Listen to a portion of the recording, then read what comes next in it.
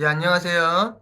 이번 시간에는 어떤 걸 알아보려고 하냐면 블로그 보험 영업과 유튜브 보험 영업을 비교해 보겠습니다.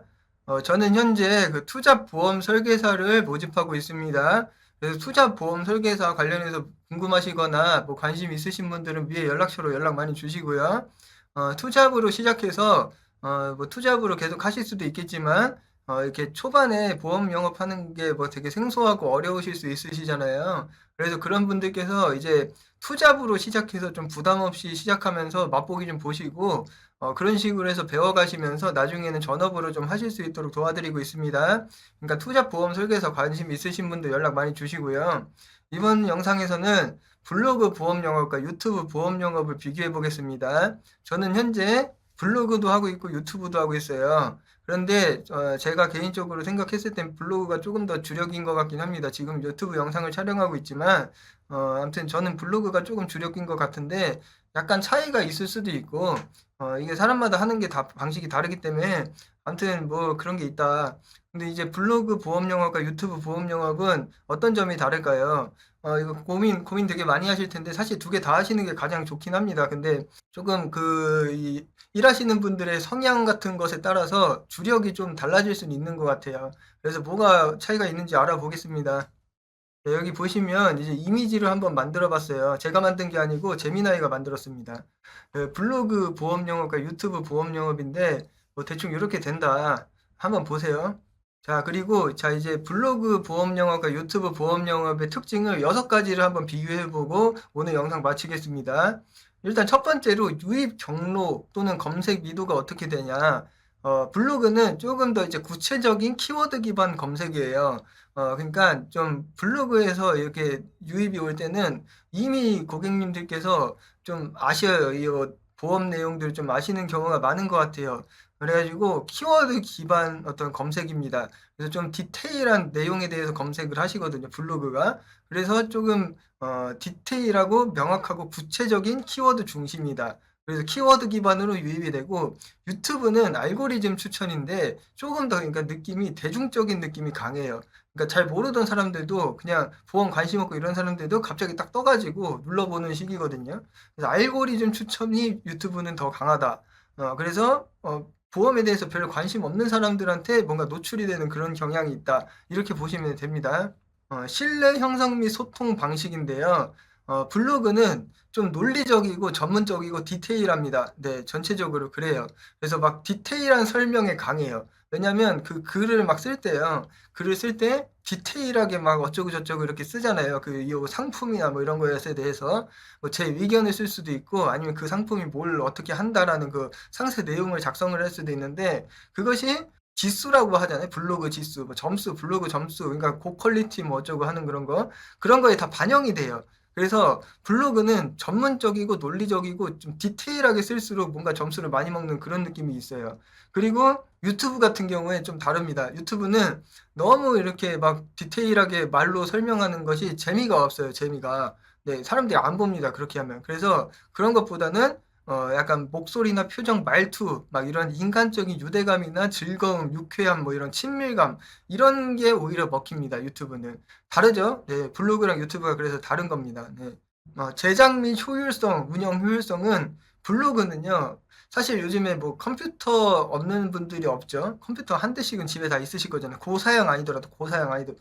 블로그는 사실 고사양이 필요가 없어요. 그냥 뭐 제가 요즘에 저 반도체 가격들이 좀 올라가지고 좀 컴퓨터 가격들이 오른 것 같긴 한데요. 정말 그냥 보급형으로 30에서 50만 원 정도로 맞춰도 블로그 쓰는데 아무런 지장이 아마 없을 겁니다. 중고 PC를 사셔도 상관은 없을 것 같아요. 네, 한 20년 전 컴퓨터는 좀 힘들 것 같고, 한 10년 전까지는 가능할 것 같습니다. 네. 그래서 이 블로그 같은 경우에는 무슨 영상 같은 게 들어가는 게 아니고 그래픽 작업이라고 해봤자 그냥 뭐 저 포토샵으로 사진 편집하는 수준이거든요. 그래가지고 이게 진입 장벽이 낮고 생산성이 빠르고 저렴하고 비용도 얼마 안 되고 그렇습니다. 근데 유튜브도 요즘에 뭐 핸드폰 같은 걸로 많이 좋아져가지고 기술이 좀 많이 단축이 됐지만 사실 그래도 전체적으로 막 예를 들면 크로마키 같은 거 있잖아요. 최소한 그런 것도 사야 되고 보통 대부분의 경우에는 카메라도 좀 좋은 거 사고요. 막 웹캠 같은 것도 좋은 거 사고 그리고 또 컴퓨터도 좀 좋은 거 써야 되고요, 사실은. 그래서 이게 좀 돈이 좀 들어가는 편인 것 같아요. 비용이 좀 들어가고, 그리고 시간도 많이 소요되고, 또 기술적으로도 좀 어렵습니다. 그 편집하는 거 공부하는 게, 좀 어려울 수 있어요. 네, 뭐 저도 유튜브 편집 같은 거 그냥 제일 기본 수준으로만 하거든요. 뭐 이렇게 그래픽 작업하는 게 어렵습니다.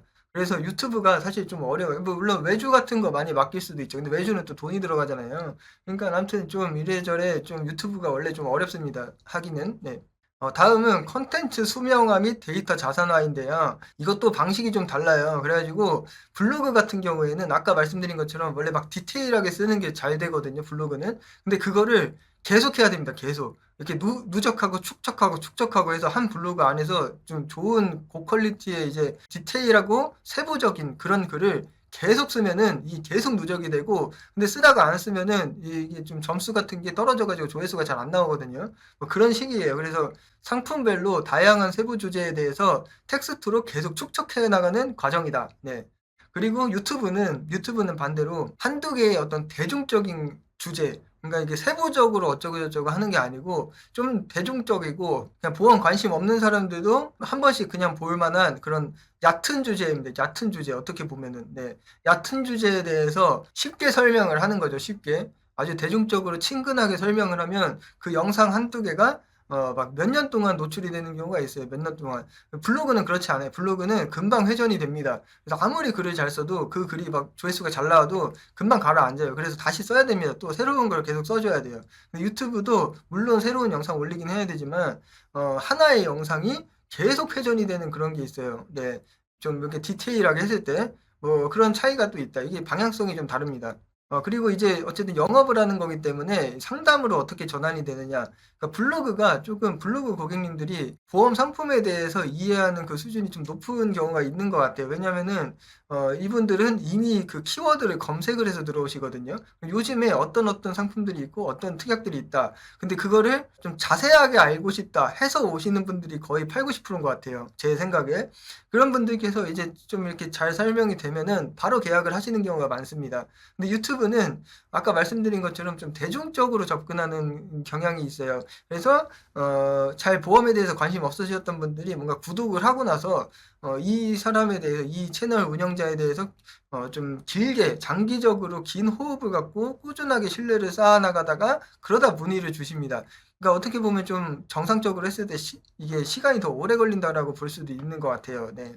마지막으로 심의 및 규제 준수 뭐 이런 부분이 있는데 이게 금융소비자보호법이 강화돼 가지고 저희가 이제 뭐 유튜브나 블로그를 올릴 때 업로드를 할 때 이 부분에 대해서 심의를 받는 과정이 있는데, 블로그 같은 경우에는 이 텍스트로 돼서 이게 수정을 글로 하면 그만이라 좀 쉬워요. 이게 심의를 받는 과정이나 또는 뭐 편집하거나 이런 게 쉽거든요. 보완하거나 이런 부분. 근데 유튜브는 영상을 이렇게 사람이 찍는 거잖아요. 그랬을 때 이거를 수정하기가 굉장히 어렵습니다. 그래서 그 해당 부위를 아예 삭제하는 경우도 되게 많고요. 아니면은 편집을 해서 되면 다행인데 편집이 잘 안 되면 촬영을 다시 하는 경우도 있고 막 그렇습니다. 이게 되게 복잡하고 난해합니다. 그래서 유튜브가 좀 심의받는 과정도 좀 어려울 수 있어요. 네, 그렇습니다. 그래서 결론적으로 이제 블로그와 유튜브를 봤을 때 사실 저는 보험 영업에서는 블로그가 사실 조금 더 메인인 것 같긴 해요. 왜냐면은 애초에 보험이라는 거는 무형 자산이고 글로서 다 설명을 하거든요. 모든 게 약관이나 뭐 제한서나 이런 것도 다 글로 되어 있기 때문에 사실 이 영업을 할 때도 글로 기본적으로 접근을 하는 게 맞다고 보기 때문에 전 블로그가 좀 메인인 것 같고요. 근데 유튜브는 이게 성격이 맞는 분들이 있어요. 유튜브로 막 이렇게 관심 받고 이런 걸 잘하시는 분들이 계시거든요. 저는 그런 걸 잘 못해서 전 블로그가 좀 주력인 것 같은데 유튜브로 좀 관심 받는 거 잘하시는 분들이 계세요. 자기가 좀 그런 성향이 있다 하시면 유튜브 쪽으로 하시면 좋은 것 같고 그렇습니다. 그래서 이번 시간에는 블로그 보험 영어과 유튜브 보험 영어를 한번 비교해 봤습니다. 보험인 서울과 이제 일을 하시면 이 두 가지 모두 해보실 수 있으니까 연락 많이 주시고요. 투잡으로 시작해서 전업까지 블로그나 유튜브 배워보실 분들, 블로그 보험 영업, 유튜브 보험 영업 배워보실 분들 위에 연락처로 연락 많이 주시면 정말 감사하겠습니다. 좋은 하루 되시고 항상 건강하세요. 감사합니다.